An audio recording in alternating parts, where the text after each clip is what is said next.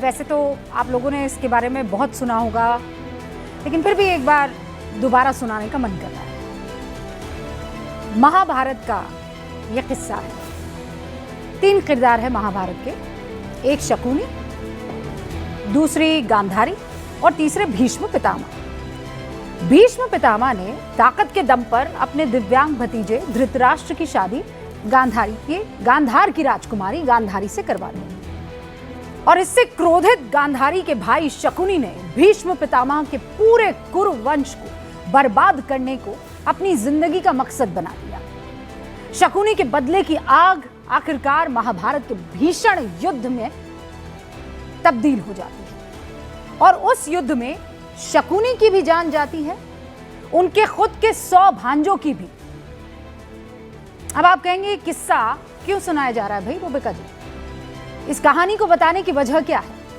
वजह सिर्फ इतनी भर है कि बदला आपका नुकसान करवा सकता है, ये भावना आपको खत्म कर सकती है। द्वापर युग की ये कहानी हमें यही बताती है कि बदले की भावना से काम करना आपके लिए नुकसानदायक और हानिकारक हो सकता है। अब आज आ जाइए, लोकसभा में बहस होती है, कुछ उसी तरह की कहानी जो है लोकसभा में भी दिखाई देती है। राष्ट्रपति के अभिभाषण पर लोकसभा में विपक्ष की तरफ से सबसे पहले राहुल गांधी बोलने के लिए आते हैं। राहुल गांधी से पहले बीजेपी की तरफ से सांसद तेजस्वी सूर्या बहस की शुरुआत करते हैं। अपने भाषण में तेजस्वी सूर्या ने कांग्रेस की सरकार पर भारत की संस्कृति से दूरी बनाने का आरोप मढ़ता है। इस आरोप से राहुल इतने नाराज होते हैं कि उन्होंने इसका बदला लेने की ठानी और इसके लिए पूर्व सेना प्रमुख जनरल मनोज मुकुंद नरवणे की एक किताब का जिक्र कर दिया। जैसे ही राहुल गांधी जनरल नरवणे की एक किताब का जिक्र करते हैं, रक्षा मंत्री राजनाथ सिंह, गृह मंत्री अमित शाह, उनके साथ सत्ता पक्ष के तमाम बड़े चेहरे इसे नियमों के खिलाफ बताने लगते हैं और फिर जानकारी सामने आती है कि जिस किताब का जिक्र राहुल गांधी कर रहे हैं वो तो पब्लिश ही नहीं हुई है और इस तकरार में पहले संसद का कीमती 43 मिनट बर्बाद होता है और फिर आज का पूरा दिन स्वाहा। यानी राहुल गांधी के उस सोच ने देश के संसद के करीब 4 घंटे बर्बाद कर दिए। जिस वक्त में अच्छी खासी बहस हो सकती थी, उसे नियम के बगैर बात रखने के चक्कर में बर्बाद कर दिया गया। और ये सब हम सवाल कर रहे हैं क्या बदले की भावना से हुआ है? और ये हम नहीं कह रहे हैं, खुद राहुल गांधी कह रहे हैं।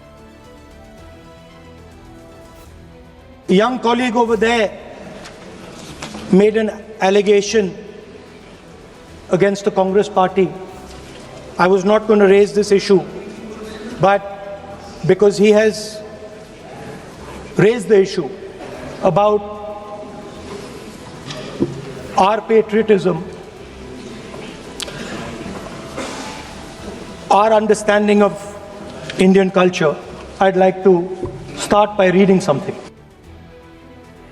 राहुल गांधी ने बदले के चक्कर में चीन पर पूर्व सेना प्रमुख जनरल मनोज मुकुंद नरवणे के बिना छपी किताब का जिक्र करके सिर्फ संसद का ही नुकसान नहीं किया, बल्कि उन्होंने इस मुद्दे पर सेल्फ गोल भी कर दिया। क्योंकि जो किताब छपी ही नहीं, उसके आधार पर मुद्दा बनाने की कोशिश करने में राहुल गांधी ने उन पन्नों को पलटवा दिया जो असल में चीन को लेकर पूर्व प्रधानमंत्री जवाहरलाल नेहरू की नीतियों और हमारे इतिहास का आईना है। और यकीन मानिए, पब्लिश हो चुकी ये किताबें ज्यादा तकलीफ देने वाली हैं, जो कांग्रेस को कटघरे में खड़ा करने वाली है, इनफैक्ट कर चुकी है। राहुल गांधी की पार्टी से सवाल करती है ये किताबें। पंडित जवाहरलाल नेहरू ने जब प्रधानमंत्री पद की शपथ ली थी और जब वो प्रधानमंत्री रहे, 14 साल तक देश के इंटेलिजेंस ब्यूरो के मुखिया रहे थे भोलानाथ मलिक। उन्होंने एक किताब लिखी, my years with Nehru the Chinese betrayal. 1962 के चीन युद्ध पर इस किताब में भोलानाथ मलिक क्या लिखते हैं, आप गौर फरमाइए। इंटेलिजेंस ब्यूरो ने प्रधानमंत्री नेहरू को सलाह दी कि चीनी सीमा पर भारत को नई चौकियां बना लेनी चाहिए, इससे चीन बल प्रयोग नहीं कर पाएगा।